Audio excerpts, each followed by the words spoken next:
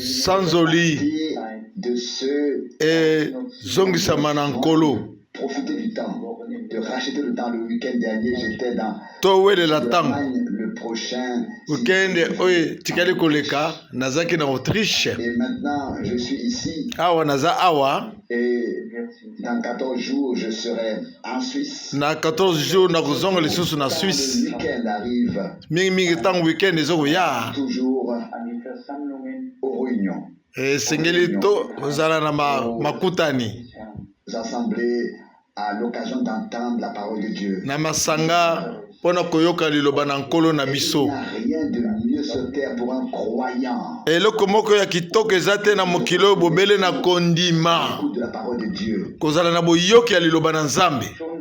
Déjà ce qui a été dit, kutu oyo elobami soit la lecture de la parole, ezala botangi ya que makomi, ce soit la référence à ce qui ezala est écrit dans kozongela na oyo ekomami na mukanda na boyokani na kala tellement parlant, tellement pertinent, ya vrai. mutuya ya solo pe.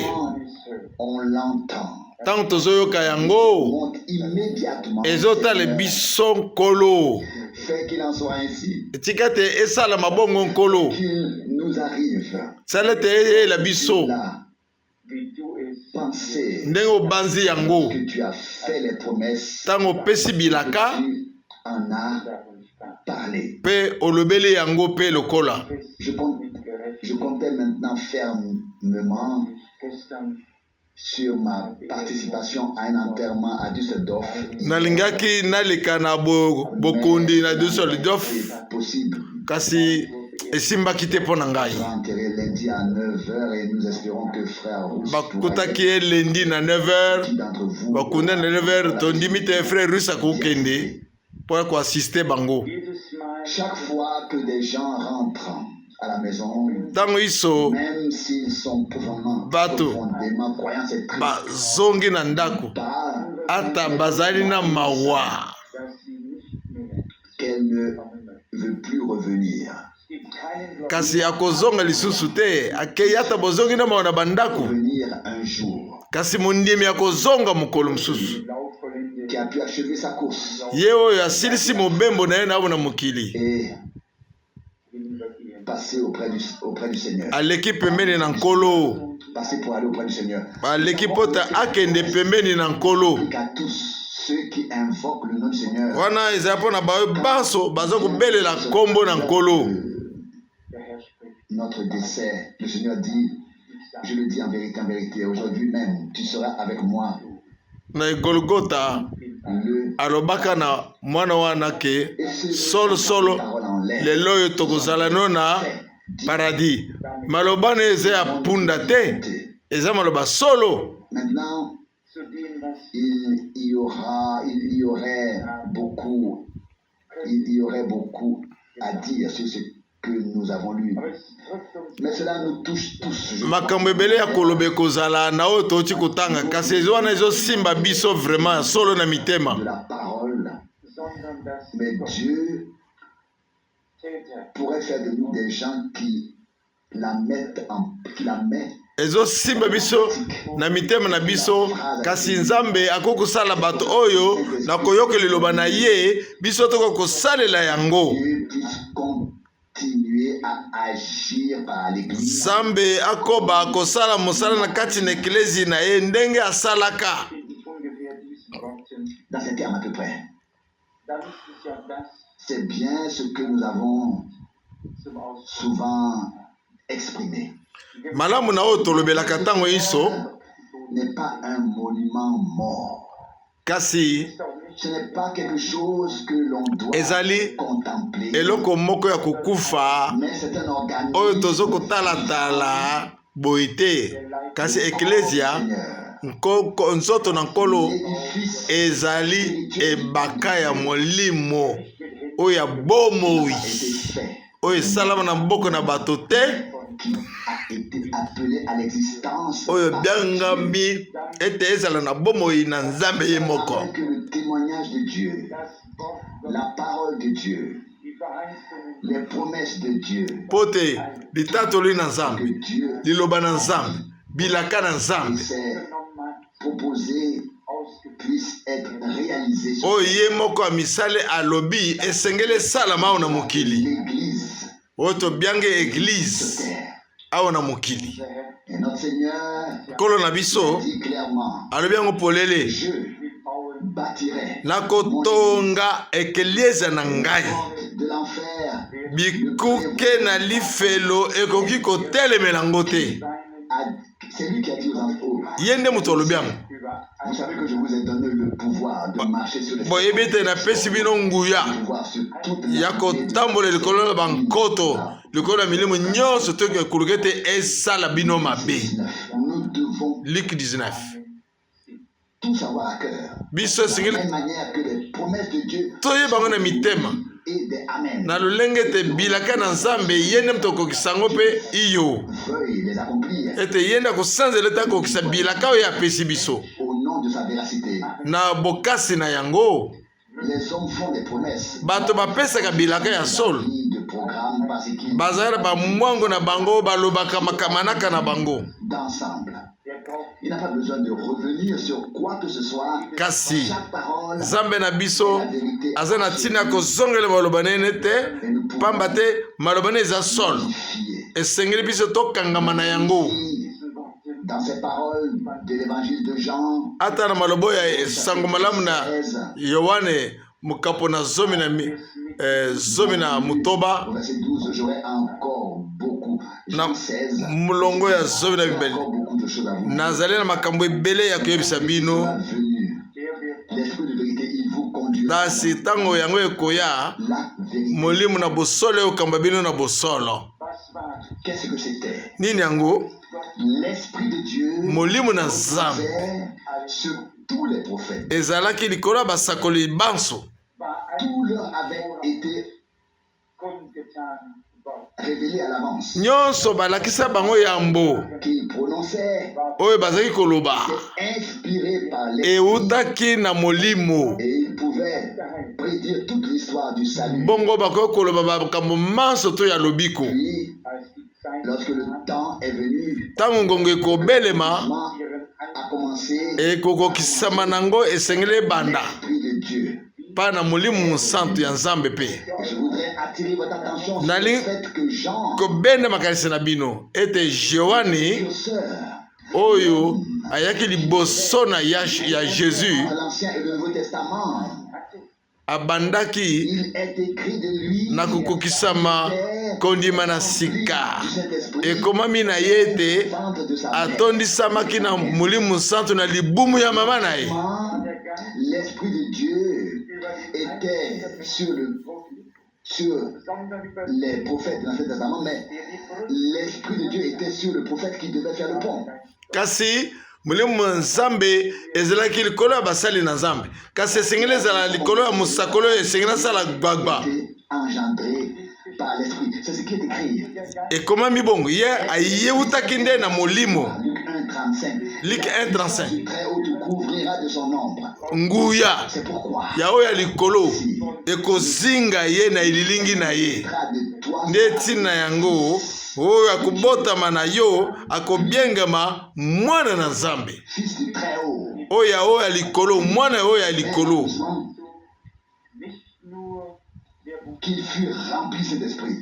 Donc, pas seulement la lettre, mais l'esprit qui donne vie à la lettre. mokanda te molimo ezopesa bomoi na liloba Parole, une réalité divine. oyo ezosala ete liloba ekoma bomoi ya nzambe oyo azosala. Ésaïe, et qui prononçait par la bouche de cet homme Dieu que quelqu'un viendrait mona monoko na Esayi et molimo atatolaki na monoko na ye le même esprit de Dieu veillait sur la parole alobaki te akoya molimo moko ya nzambe eza kosenzela likolo ya maloba wana mpo ekokisama pour que la prophétie biblique trouve son mpo te lisakoli wana ya biblia ezwa kokokisama nango.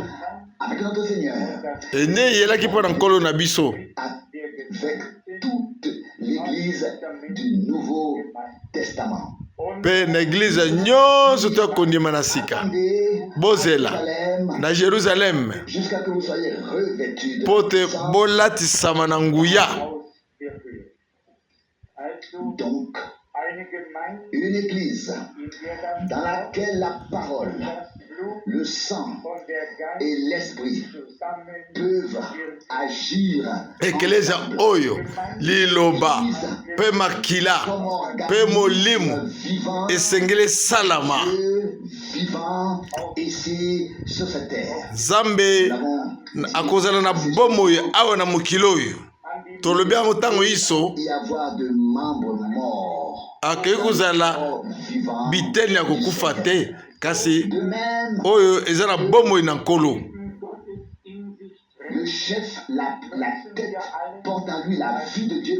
Nous devons tous, en tant que membres de son corps, Lokola porter en nous la vie de Dieu. mutu eza na bomoi na Nzambe, biso lokola binama esengeli tozala na bomoi na Nzambe Notre âme, de notre cœur, na elimu na biso que nous ne portions pas seulement na le nom, motema na biso tomema bobele kombo te nécessaire, si tozala na bomoi que l'on puisse voir sur nous que Dieu est avec nous. bamona ete na biso L'esprit de vérité Nzambe aza na biso qui sera venu ete molimo na bosolo conduira ntango ekoya toutes bango banso bakoloba na bosolo les choses à venir. na kosala molimo santo ekoya kosakola biso makambo eza koya Dit le Seigneur oyo nkolo alobi na biso prendra ce qui est de moi, akozwa l'annoncera. ozo ya ngai akosakolela bino yango Dès le début, l'Esprit de Dieu uta ebandeli molimo santo aza kosala mosala est-il de Paul kasi eza likambo nini venu les ya Paul grandes révélations wapi Paul azwi bimoniseli minene minene les prendre de quelque part. C'est par révélation oyo nyonso Paul aza koloba ezali nde na emoniseli en tant qu'homme de Dieu, lokola moto na Nzambe responsable de l'église. oyo azali na mokumba ya ekelesia Le Seigneur, il pouvait se liboso na nkolo que Dieu lui a alingaki aloba makambo oyo nkolo alakisa ye de Jean, celui de Patmos. yohane na ili de Patmos azalaki na molimo Jour du Seigneur. na mokolo na nkolo Dans chaque lettre, na mokanda dont à plusieurs reprises, et il est dit nyonso que celui qui a les oreilles, tozozongisa bien, dans chaque écrit, na makomi nyonso na eklesia tozoyoka mbala na mbala oyo molimo azokoloba na eklesia. dans 1 Timothée 4, au verset 1, il est dit, 1 Timothée 4 verset 1, 1 Timothée 4, verset 1, 1 Timothée 4 verset il 1 annonce expressément molimo dans les temps ezoloba à venir, na nko nyonso ete na mikolo na suka bato bakotia kondima na pembeni bakondima makambo ya lokuta. annonce. Molimo azosakola Il était sur le prophète, molimo azali likolo ya mosakoli ezali likolo na ntoma sur l'église, azali likolo mpe ya eklesia frère Branham. ezali mpe likolo ya ndeko Branham. Même esprit Molimo moko venir sur nous tous, esengeli eya likolo na biso banso. conduire Amen. dans Po toute te la vérité. ekamba biso na bosolo nyonso. Ces derniers jours, Na mikolo ya suka j'ai relu le passage de 2 Corinthiens chapitre 11. nazongeli makambo kotanga makomi ya 2 Corinthiens chapitre 11. J'ai dû y réfléchir sérieusement. Nakanisaki mpenza Il mingi dit ici dans elobami boye na 2 Corinthiens 11 4, molongo ya minei.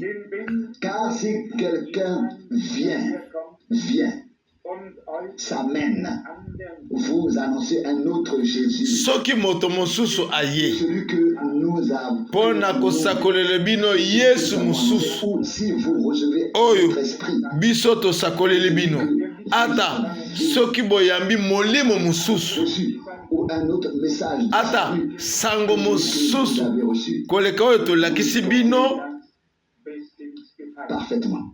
oyo La pensée qui m'a animé en lisant cette parole, likaniso eyeli ngai la suivante. na kotanga likome eyeli yango oyo Avec le même évangile, na sango moko moko wana le même esprit na molimo moko moko wana que celui qui était dans l'église oyo ezalaki na eklesia à l'œuvre maintenant, na c'est ebandeli le même évangile que ezala mpe na mosala lelo oyo soki ezalaki sango mosusu esakolami il n'est pas conforme à l'évangile oyo original. ekokani te na sango ya ebandeli Alors un autre esprit boye est à l'œuvre. molimo mosusu eza kati ya mosala On peut utiliser les mêmes formulations, tokoki koloba elobeli moko décorer de haut en bas avec To- des passages bibliques, tolatisi yango ebandeli mpe suka na bapassage ya biblia ne servira à rien. wana ekozala na litoma te Le même esprit de Dieu molimo moko na nzambe qui était avec Pierre, oyo ezalaki na petelo qui leur a fait connaître la révélation de Jésus-Christ. oyo etalisi bango emoniseli na yesu kristo L'évangile oyo ezali na sango malamu doit être esengeli avec tous ceux qui ont la même révélation. esengeli ezala na banso oyo baza na emoniseli moko moko na sango moko moko wana Le même esprit, molimo moko toujours associé à la même chose. esengeli ezala na eloko moko wana na ebandeli ndenge ezalaki Esprit, si une chose vient de Dieu, soki eloko euti mpa na Dieu nzambe l'accompagnera molimo na nzambe ekokamba yango à la fin ti kino na ebandeli ti suka à suivre cette pensée. nakoki kokoba kolandisa Parce que likanisi wana j'ai suivi le Kirchentag à Munich. Donc, le jour de la rencontre des communautés religieuses à Munich. ntango Ce qui tokutanaki na miniki soit fait référence aux saintes banso bazali koloba sanke batalela makomi na bule ezalaki nde mbotama na liwa cela, mais nous pouvons élever la voix. esengeli kotombola mingongo Nous devons même l'élever pour que Dieu puisse encore une fois parler esengeli aux hommes. kotombola mingongo mpo te nzambe na mbala oyo alobela mpe na bato Écrit dans 2 Corinthiens 11, 4. ekomi na 2 Corinthiens 4:11 C'est un autre. soki moto mosusu Vous prêchez Jésus-Christ aye koteya bino de manière. yesu kristo mosusu Nous l'avons. na lolenge mosusu kokesena na oyo tosakoleli bino Votre esprit que celui que vous avez reçu. Quand nous vous avons avec véracité prêché Jésus-Christ le crucifié, ntango toteyi bino yesu kristo babake na ekulusu c'est un autre évangile. wana soki bongo te eza sango mosusu Vous le supportez bien parfaitement. bongo moto ayemebeli sango mosusu bozokei malamu Pour cet homme de Dieu d'être témoin de tout cela moto na nzambe à son époque. azali nzeneneke Il ya makambo nyonso tu wana prophétique na ntango na ye dans les derniers jours. kasi ye asakoli alobi ke na mikolo na suka Même de s'en rendre compte. bato bakoyeba te De vous-même oyo bazosala s'élèveront ceux kati na bino katikati na ye alobaki katikati na bango bato mosusu bakotelema mpo na balakisa bino sango malamu oyo ezokokana te na oyo tosakolaki. Ce n'était pas seulement la clairvoyance jusqu'au bout, jusqu'à la fin des temps, la vue d'ensemble dans le futur. Il a regardé autour de lui et Atali. concernant les faux frères zinga na ye et qui sont ba faux frère oyo bakotaki sondez votre liberté en Christ. Galates 2:4.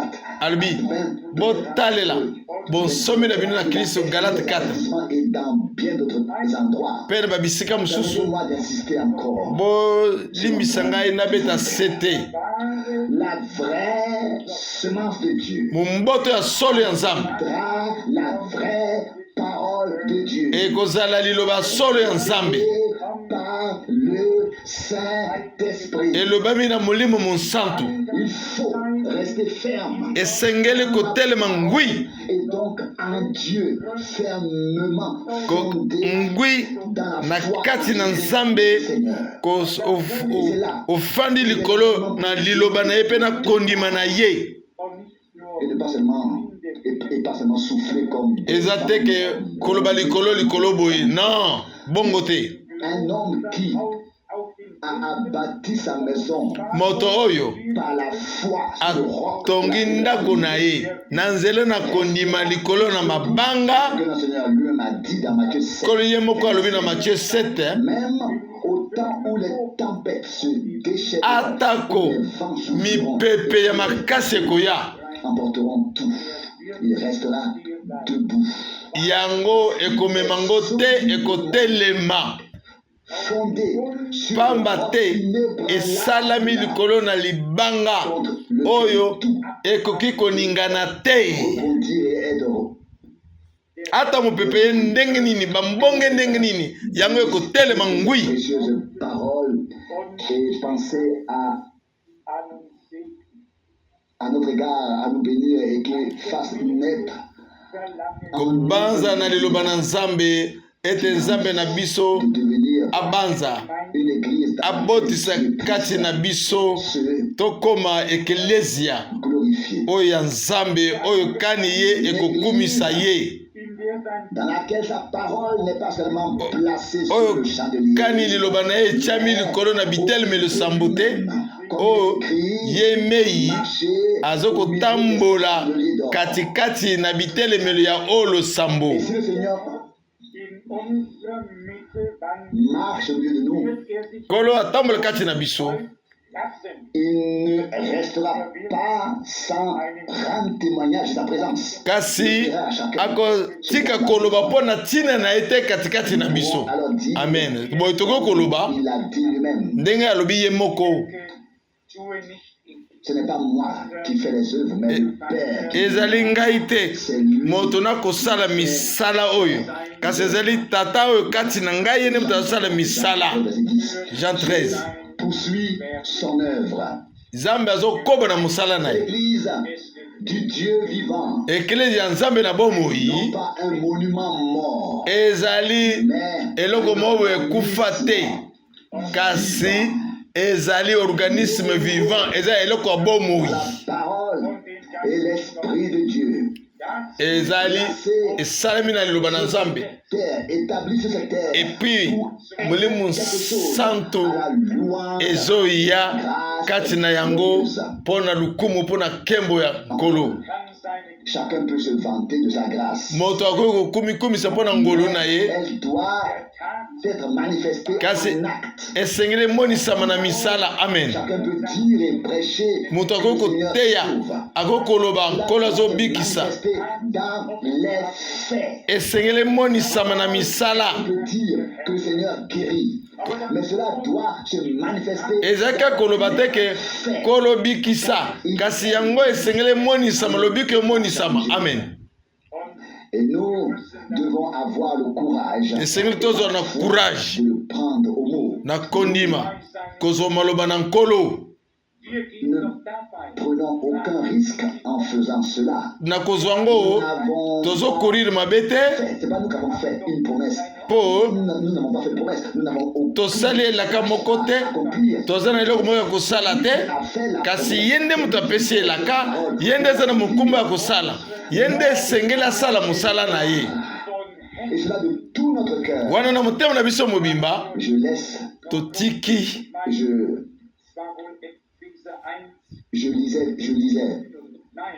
je lisais tout à l'heure. Nazali kotanga. Je veux dire que Nani- c'est sans doute Éphésiens 1. Si je suis correct, oui, je crois que c'est ça. naza kotanga na Ephésiens 1 Ou bien dans 1 Corinthiens 1. soki naza simple te na 1 Corinthiens 1 Corinthiens 1, verset 1. 1 Corinthiens verset 1 Paul qui a été appelé à être apôtre Polo de Jésus-Christ, la abiangami volonté de Dieu, azala ntoma na Yesu Kristo et le frère kolanisa bolingo na Nzambe. Sostène, verset 2, envoyons nos salutations à l'église de Dieu à Corinthe. na kotinda bambote na biso Comprenez-vous ce que ça na signifie? eklesi ya Nzambe na Korinthe. Mais Boyoki l'église eklesia de Dieu, ya Nzambe le corps du Seigneur. nzoto na nkolo Nous envoyons nos salutations à l'église de Dieu. tozotinda bambote na biso na eklesia na nzambe. Vous pouvez l'écrire ici et à toutes les assemblées. Mpe Ou qu'il y ait des assemblées. na masanga maso Est-ce qu'elles sont l'église de Dieu? bango banso eske bango asamba ba eglise nyonso na ezali ya nzambe Nous sommes l'église de Dieu. bango nyonso toza eklesia na nzambe. Le Seigneur dit, Nkolo alobi je bâtirai nakotonga eklesia du séjour des morts. na ngai ata bikuke ya Nous ne bawelo voudrons pas contre elle. ekotelemela ngo te. Quelles sont les tâches et les caractéristiques, les signes distinctifs de l'église de Dieu? Wapi bilembo ya eklesia na nzambe Qu'il existe d'un point de vue purement extérieur. toyebi Une ete grande dénomination na libanda ezomonisama denomination moko ya monene ezozwa nkombo na ye qui croit au baptême de Saint-Esprit, oyo andimi na qui n'y croit pas. batisimo Sinon, la différence n'est oyo pas andimi si yango te grande. kasi bokeseni eza monene. L'attribution d'un nom biblique ou d'une désignation utilisée kopesaka nkombo ya nzambe ata ne nous sert à rien. kotalisa olobi ke oyo nde ya nzambe eza na litoma moko te. À moins que Dieu lui-même Bobele témoigne, nzambe ye mei atatola attend de nous ou qu'il a pu faire de nous. nzambe moko atatola oyo azozela na biso oyo ye akosala kati na biso. Il relit le verset, nous envoyons nos salutations à l'église de Dieu. tozokisa bambote na biso na eklesia na nzambe. Nous voulons que cette parole nous pénètre tolingi liloba ekota biso et les eaux.